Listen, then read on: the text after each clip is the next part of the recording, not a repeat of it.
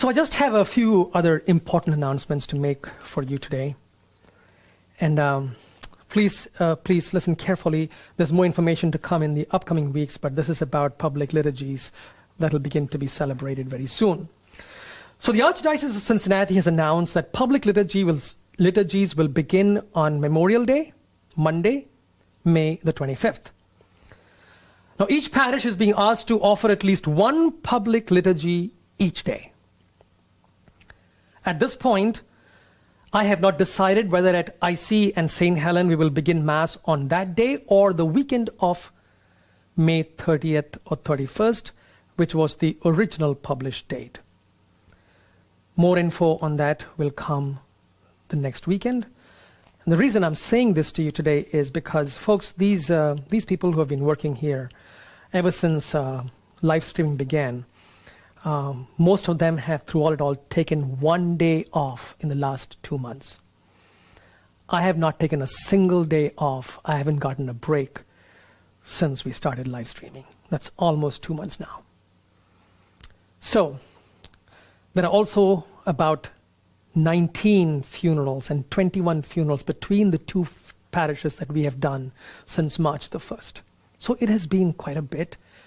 I would like to give these folks a break on Memorial Day, and I hope you respect that. So as I said, I'll give you more information about that later when we start the public liturgies.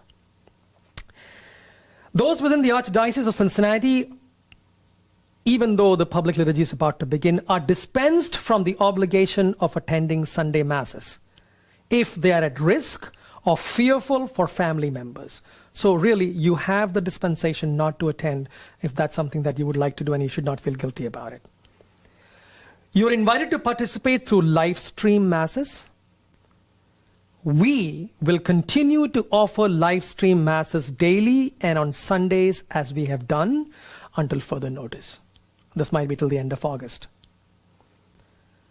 And we will do this from the main altar of the church, because on Sundays we will have to move to church. Now, if you want to come to public liturgy but do not want to be part of a larger attendance on Sunday, you may attend a weekday Mass and fulfill the Sunday obligation. So here are 3 and 4 options that we have that the Archdiocese is giving us, that the church is giving us. So make use of any of those. In all of this, pastors are to regulate the number of people in church, ensure social distancing, and other guidelines as recommended by civil authorities. Now, I have with me here 4 pages of guidelines that we have to go through to make sure that we can have these public liturgies.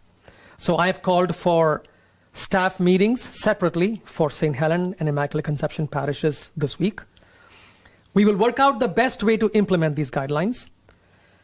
Because of the difference in space, the size, the entrance to our buildings, each community will have to design whatever practice is best for them.